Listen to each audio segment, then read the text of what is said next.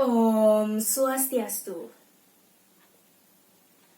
Selamat pagi anak-anakku semuanya. Bagaimana kabarnya hari ini? Semoga kita senantiasa selalu rahayu, selalu damai dalam lindungan Yang Widi. Nah, kali ini kita akan lanjutkan pembelajaran pada nilayatnya dalam Ramayana dengan topik nilayatnya dalam Kiskindakanda dan Sundarakanda. Namun sebelum itu, mari kita mengucapkan doa belajar terlebih dahulu. Mari. Om Pawagana Saraswati Wajabir Wajiniwati Yatsnam Wastu Diawasu. Semoga ide Sang Yang Aji Saraswati selalu memberikan anugerahnya berupa pencerahan pikiran dan memberikan inspirasi untuk kita bersama.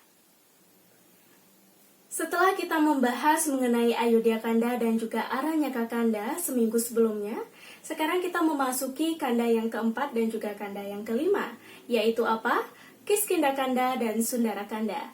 Nah, di dalam poin kanda-kanda ini dikisahkan bagaimana pertemuan antara Rama dengan Sugriwa, kemudian pertempuran antara Sugriwa dan Subali untuk memperebutkan tahta Kiskinda kembali, dan pertemuan Hanuman dan Sita di Alengkapura.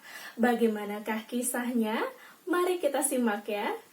Setelah cerita Aranyaka Kanda kemarin, bagaimana Rama dan juga Laksmana mengalami kemalangan dan mengalami kesedihan setelah hilangnya Sita dan diculik oleh Rahwana, maka ia mendapatkan petunjuk dari pemuda tampan yang sebelumnya disomia, yang awalnya jadi raksasa, sekarang sudah disomia menjadi pemuda tampan, dan mereka mendapatkan petunjuk untuk berteman dengan Sugriwa dan meminta pertolongan dengan Sugriwa, raja dari para Wanara.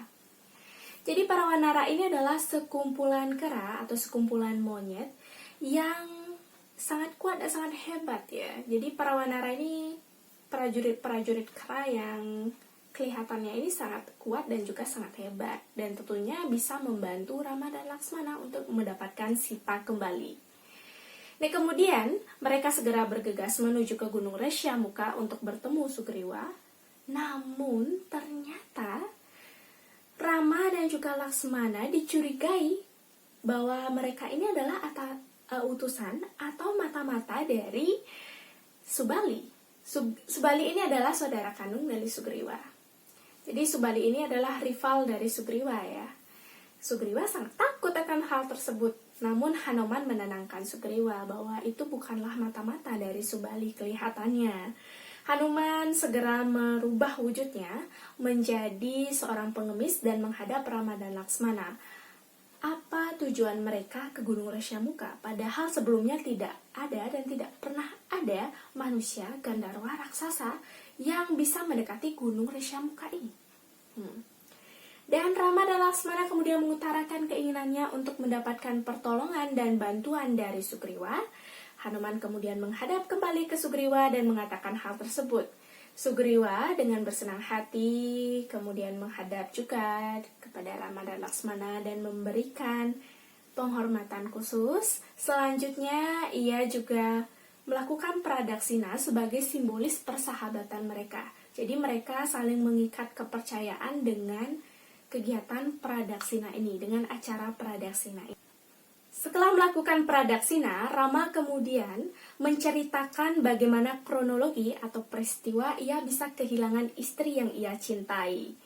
Begitu juga dengan Sugriwa. Sugriwa juga menceritakan bagaimana dirinya bisa menetap di Gunung Resyamuka dan bersembunyi di sana. Jadi asal-muasalnya seperti ini anak-anakku. Jadi dikisahkan Sugriwa memiliki kakak kandung bernama Subali. Jadi Sugriwa dan Subali ini sebenarnya saudara kandung ya. Nah, saudara kandung yang dipisahkan gara-gara kesalahpahaman. Ya, kesalahpahaman.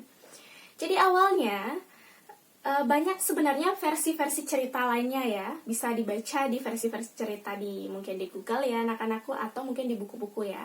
Namun dari kisah yang ibu dapatkan dari buku Ramayana yang sempat ibu baca, bahwa Sugriwa ini sempat mengalami perselisihan dengan Subali akibat kesalahpahaman yang terjadi.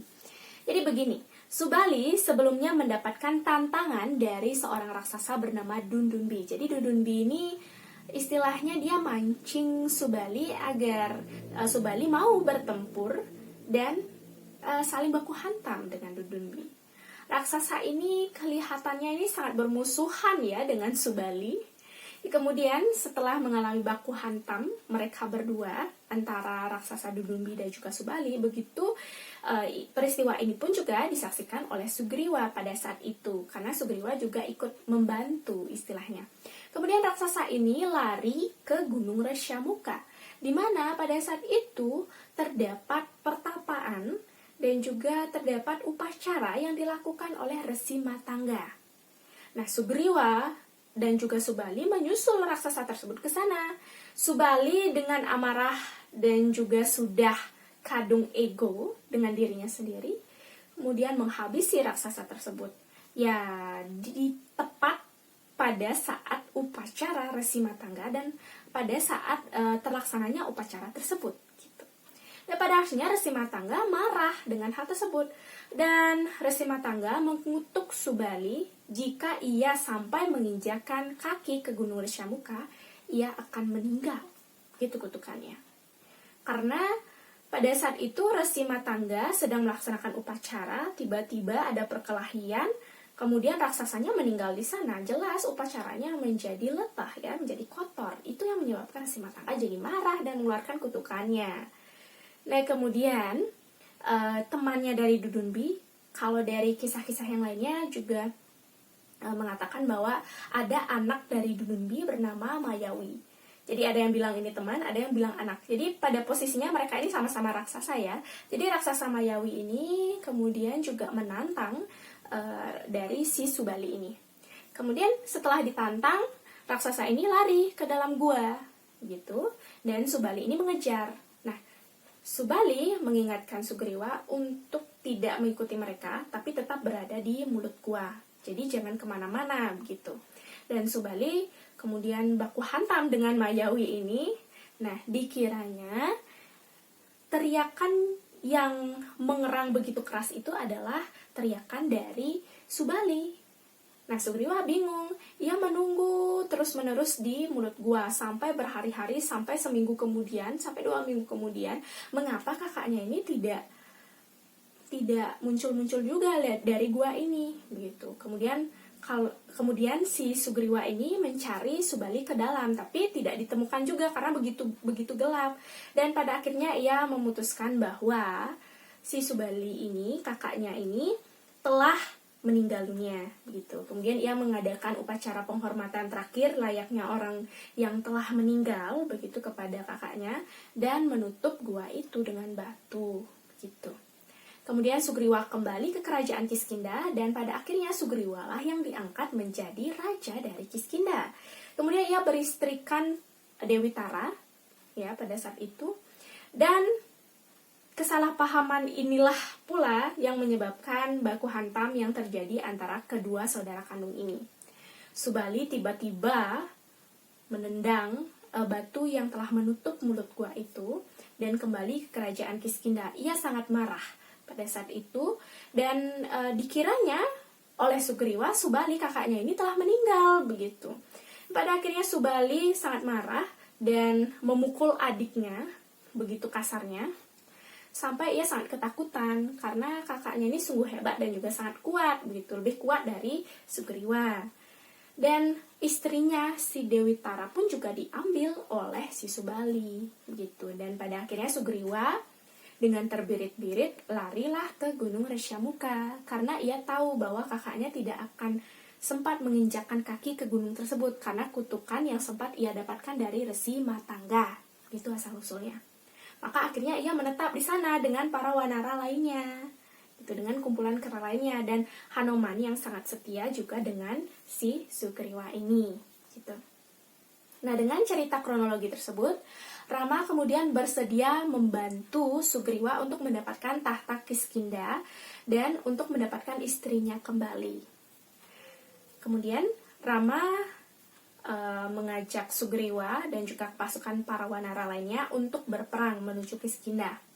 Jadi Setelah sampai di Kiskinda, Sugriwa kemudian menantang Subali. Subali yang sedang duduk bersama dengan Dewi Tara pada saat itu, dan ternyata mereka berdua telah memiliki anak bernama Anggada.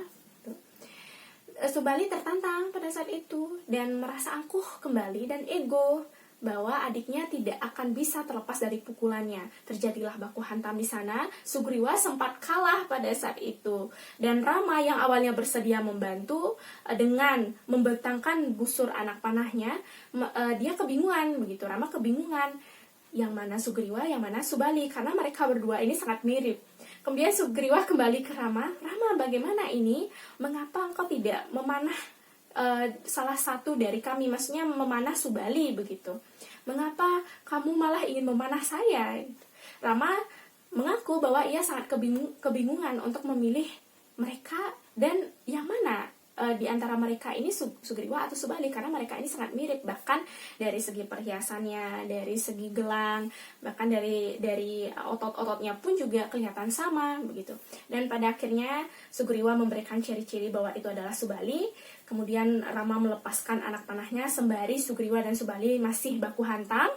Pada akhirnya Subali terkena panah Rama dan tersungkur gitu.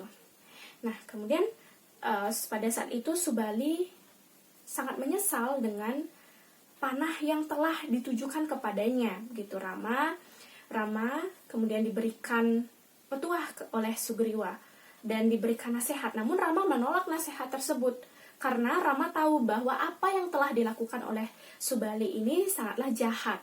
Bagaimana ia bisa merampas istri dari seorang yang telah menikah.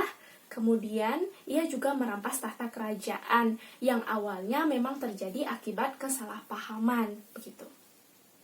Dan pada akhirnya Subali menyadari akan tindakannya yang salah sebelum-sebelumnya itu, dan ia menitipkan pesan kepada adiknya bahwa ia harus menjaga anaknya Anggada. Dan Subali pada akhirnya meninggal dan menutup kelopak matanya.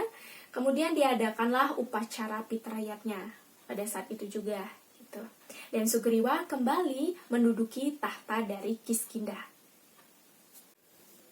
Sugriwa mendapatkan tahta Kiskinda kembali dan juga Dewi Tara. Sugriwa sempat terbuai dan juga lupa dengan janjinya terhadap Rama. Hanuman mengingatkan janji tersebut karena ia sempat terikat dengan Satya Wacana dan juga setia dengan pertemanan mereka, bahkan telah melakukan pradaksina.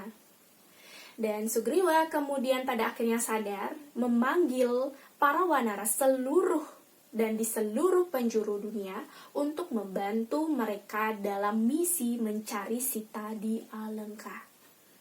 Para wanara dipanggil, kemudian mereka memikirkan cara yang tepat untuk menuju ke Alengka. Ada yang pergi ke arah timur, barat, selatan, utara, dan di segala penjuru untuk mendapatkan cara yang paling tepat menuju ke kerajaan Rahwana. Pada akhirnya, mereka memutuskan karena terlalu lama menuju ke sana dan bahkan untuk melewati lautan lepas pun mereka bingung untuk mencari cara tersebut. Akhirnya Anggada, Susena ini adalah prajurit dari Wanara yang cukup diakui kehebatannya oleh Sugriwa. Mereka berdua saling bergiliran untuk memperbesar tubuh mereka, bahkan sekuat tenaga mereka untuk melewati lautan lepas tersebut. Tapi ternyata tidak bisa begitu. Dan pada akhirnya yang dipilih adalah Hanuman. Hanuman dipercaya lebih kuat dari wanara-wanara lainnya karena Hanuman ini adalah anak dari Dewa Bayu. Bahkan ia telah dianugerahkan kekuatan yang lebih hebat dari para kera-kera lainnya gitu. Karena Hanuman dipercaya, kemudian ia sebelum menuju ke Sita di kerajaan Alengka, ia kemudian menghadap Rama. Dan di sanalah Rama memberikan cincin permata kepada Hanuman untuk sebagai simbolis bahwa Hanuman inilah yang dipercaya sebagai utusan dari kerajaan Kiskinda gitu. Dan Rama pada saat itu juga memberikan pesan kepada Hanuman, pesan ini disampaikan agar Sita mengetahui bahwa Rama akan segera menyusulnya ke Alengka. Gitu. Hanuman kemudian yang sangat subakti dengan Rama, bahkan sangat mengagumi sosok Rama, menerima cincin permata itu dan segera berangkat menuju ke Alengkapura sendirian. Para wanara menyoraki, begitu sorak-sorai bergembira, menyambut Hanuman dan juga menyambut kehebatan dan kekuatan Hanuman yang memperbesar tubuhnya 8 kali lipat, bahkan bisa memindahkan gunung dan juga bukit. Nah, itu tadi cerita dari Kiskindakanda. Nah, bagaimana dengan nilaiannya yang terdapat di dalam Kiskindakanda? Kiskindakanda, anak-anakku sekalian. Ya, nilaiannya yang terdapat di dalam cerita ini, ya kalau ibu bisa pilah begitu ya, anak-anak juga bisa meng-create sendiri, bahkan bisa melihat dan menganalisa kembali apa saja nilai dari nilaiannya yang terdapat dalam kisah ini, ya. Ya, baik nilaiatnya diantaranya adalah nilai manusayatnya. Jadi, nilai manusayatnya ini terjadi di antara para wanara, Sugriwa, Rama, dan juga Laksmana. Karena mereka mengikat satu sama lain, begitu, mengikat kepercayaan mereka satu sama lain. Walaupun Sugriwa dalam hal ini berwujud sebagai seekor kera, bahkan juga para wanara lainnya juga sekumpulan kera, begitu. Tapi mereka berdua mengikat janji kepercayaan dalam simbolis pertemanan atau persahabatan dengan acara yang disebut dengan Pradaksina. Begitu, dengan acara Pradaksina itu. Nah, mengikat kepercayaan ini tentu ada unsur satya wacana dan juga setia dengan teman tentunya. Maka ini salah satu simbolis atau implementasi dari ajaran manusayatnya. Kemudian selanjutnya ada nilai pitrayatnya. Nah, di mana nilai pitrayatnya di sini? Ya, nilai pitrayatnya disimboliskan dengan acara kematian yang diadakan oleh Sugriwa dan juga para kawan-kawannya untuk mengupacarai kakaknya yaitu Subali setelah ia dinyatakan kalah dan juga meninggal dalam pertempuran yang terjadi. Gitu. Nah, itu tadi nilai manusayatnya dan juga nilai dari pitrayatnya. Apakah ada nilai-nilai lainnya? Silahkan anak-anakku sekalian analisa sendiri ya. Baik, kita akan lanjut ke cerita Sundarakanda. Nah, setelah dari cerita Kiskindakanda tadi, diceritakan bahwa Hanuman segera menuju Alengka, begitu. Ya, dengan melewati perbukitan, kemudian melewati lautan lepas, dan ia sempat dihadang oleh seorang raksasi yang ternyata adalah seorang dewi juga yang bernama Dewi Surusa. Jadi, dewi ini sempat menghadang dan berusaha untuk memakan Hanuman. Namun yang terjadi, Hanuman karena begitu cerdas dan juga cerdiknya, ia keluar dari mulut dewi tersebut dan dewi tersebut ia kagum dengan kehebatan Hanuman dan mempersilahkan Hanuman untuk segera menuju Alengka. Sampainya di Alengka, Hanuman bingung di mana ia bisa mencari Dewi Sita.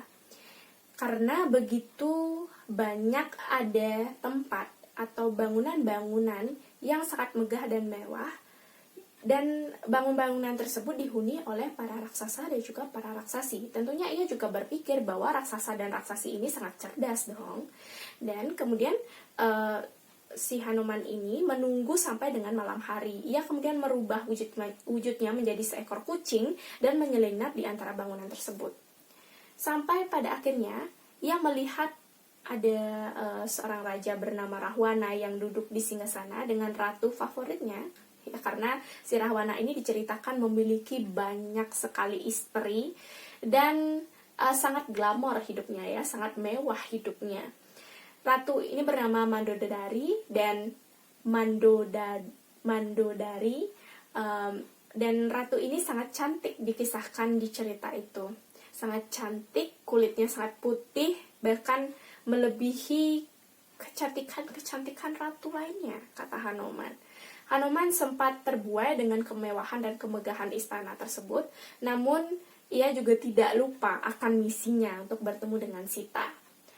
Pada akhirnya dia menyelinap ke sana kemari, kemudian ia melihat seisi istana yang menurutnya terlalu jor-joran, dan Hanuman kemudian tidak menemukan jejak Sita satupun.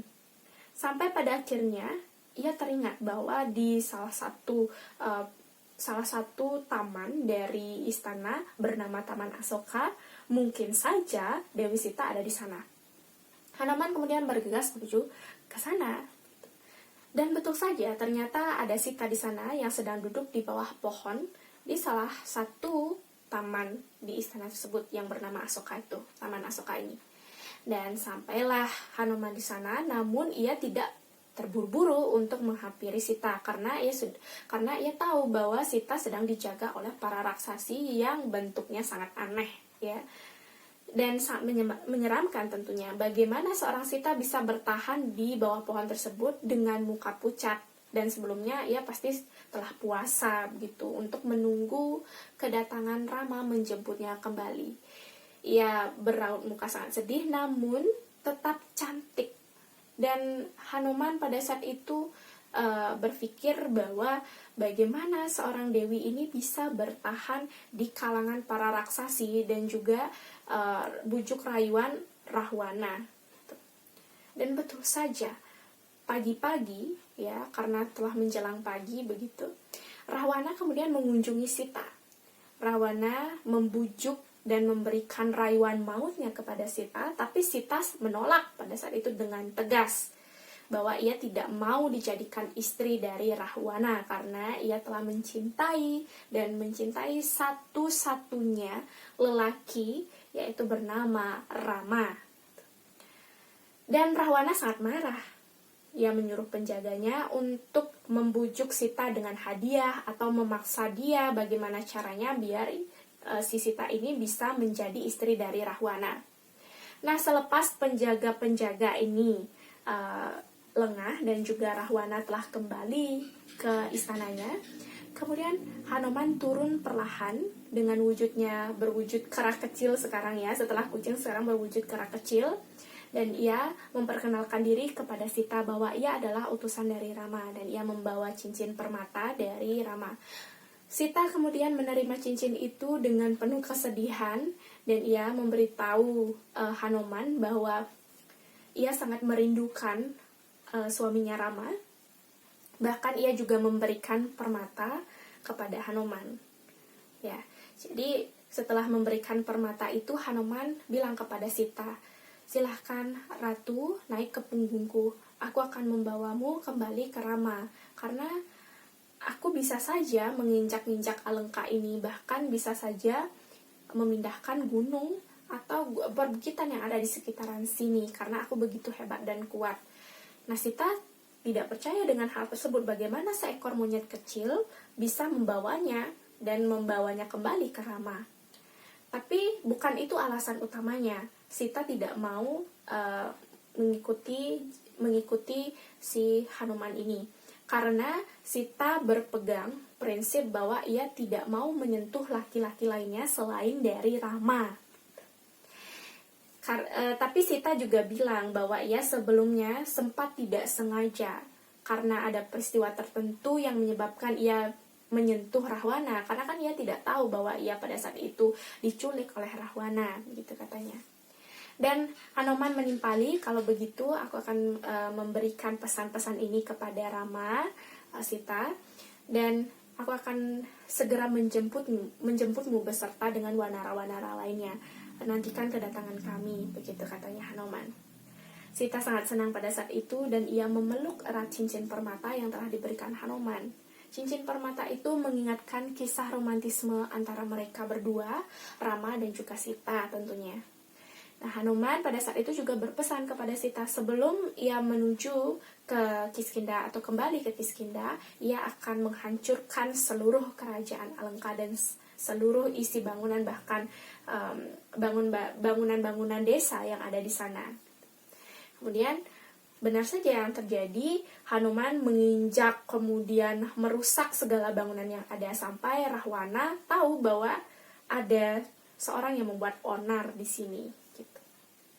Dan ia mengutus Indrajit anaknya untuk menangkap Hanuman ini. Dan betul saja Hanuman ditangkap dengan panah Brahma yang telah dipanah oleh Indrajit. Hanuman tertangkap, kemudian ia dibawa dan diboyong ke depannya Rahwana. Rahwana kemudian berusaha untuk membunuh Hanuman ini, namun tidak diperbolehkan oleh Wibisana karena Hanuman ini kan adalah seorang utusan, jadi tidak boleh dibunuh. Apapun itu tindakannya, apapun alasannya, itu tidak boleh membunuh utusan, dan seorang raja tidak patut membunuh seorang utusan. Namun karena Rahwana ini cukup bandel, jadi pada akhirnya ia membakar ekor dari si Hanuman ini. Ya, Hanuman ini yang begitu kuat, walaupun dia sudah dipanah oleh panah Brahma sekalipun, ya kemudian meloncat ke sana kemari, ya pada akhirnya ia membakar seisi Alengka. Nah, gitu kejadiannya. Kemudian ia kembali ke Kiskindha, dan pada saat itu juga ia juga menghadap ke Rama, dan Rama menerima cincin permata yang diberikan oleh Sita, dan menerima pesan-pesan Sita dari Hanuman, dan ia begitu terhanyut dan terhenyuh bagaimana Sita bisa bertahan di tengah kekalutan dan juga kegalauan hati yang begitu menusuk sanubarinya pada saat itu. Rama segera juga membakar semangatnya agar segera menemui Sita kembali dan mendapatkan Sita kembali. Nah, itu dari cerita Sundarakanda, dan cerita ini juga terbalut bahwa si Rama dan juga Laksmana beserta pasukan Wanara lainnya menyusun strategi bagaimana ia bisa menuju ke Alengka dan berperang di sana tentunya, dan mengalahkan Rahwana dan seisi pasukannya agar mendapatkan Sita. Itu tadi cerita dari Sundarakanda. Nah, bagaimana dengan nilayatnya yang terdapat di dalam kisah Sundarakanda ini, anak-anakku sekalian? Ya, tepat sekali. Ada nilai manusayatnya kembali, karena di sini Sita sangat setia dengan Rama. Walaupun ia telah dibujuk rayu oleh Rahwana dengan perhiasan, dengan hadiah, bahkan dengan paksaan sekalipun, ia tetap berpegang teguh dengan prinsipnya bahwa ia telah memiliki Rama, dan Rama begitu juga telah memiliki Sita. Jadi ikatan cinta di antara mereka tidak dapat terpisahkan begitu. Ini implementasi kasih sayang yang telah dibuktikan antara dua sejoli, antara dua manusia, laki-laki dan perempuan, yang sifatnya telah dibungkus dalam romantisme yang pada saat itu walaupun terpisah oleh jarak, tapi mereka berdua masih bisa istilahnya merasakan cinta satu sama lain. Nah, itu nilai manusayatnya ya, tentang kesetiaan. Kemudian kesetiaan yang lainnya juga ditujukan oleh Hanuman, begitu juga dengan Sugriwa. Hanuman di sini sebagai utusan, ia sangat subakti dengan Rama dan juga Sita. Buktinya, ia bisa mempertemukan mereka walaupun berbeda jarak seperti itu, tapi mereka bisa dipertemukan dengan pesan-pesan yang saling mereka kirimkan melalui Hanuman. Dan selanjutnya juga Sugriwa menepati janji dari kisah mereka, dari kisah Pradaksina sebelumnya, dan menepati janji bahwa ia akan membantu Rama untuk mendapatkan Sita kembali. Nah, itu nilai manusayatnya. Apakah ada nilai-nilai lainnya, baik itu nilai dewayatnya, butayatnya, pitriyatnya, atau resiyatnya di dalamnya? Ya, mungkin saja ada ya anak-anakku sekalian, silakan analisa kembali. Dan setelah dianalisa, silakan anak-anak mungkin bisa mencatat video pembelajaran kali ini, atau bisa melihat dan menonton dan menyimak video pembelajaran ibu kali ini. Jangan di skip ya. Kemudian silakan kerjakan LKS-nya pilihan gandanya saja, Romawi 1 pada bab 1. Dan bisa dilihat petunjuknya di Classroom ya. Jangan sampai lupa untuk mengabsen, kemudian mengerjakan tugasnya dan menyerahkan tugasnya di Google Classroom. Lihat petunjuknya dengan baik. Nah, itu tadi nilainya dalam Kiskindhakanda dan juga Sundarakanda. Semoga bermanfaat bagi kita semua dan semoga memberikan inspirasi bagi kita semua. Ampura dan mohon maaf jika Ibu selama video pembelajaran ada salah kata atau ada salah penyampaian atau tidak begitu menarik ya. ampura dan Ibu mohon maaf atas hal tersebut, dan Ibu haturkan suksema karena anak telah menonton video ini sampai selesai, dan Ibu haturkan suksema telah menjadi siswa atau sisya yang telah menjalankan swadharmanya selama pembelajaran daring ini. Semoga kita selalu senantiasa sehat dan diberkati pencerahan pikiran agar kita bisa melewati hari-hari daring ini dengan tidak monoton dan tidak bosan ya. Nah, baik itu tadi, terima kasih. Dan Ibu haturkan para mesanti sebagai salam penutup dan salam damai bagi kita semua. Om Santi, Santi, Santi, Om.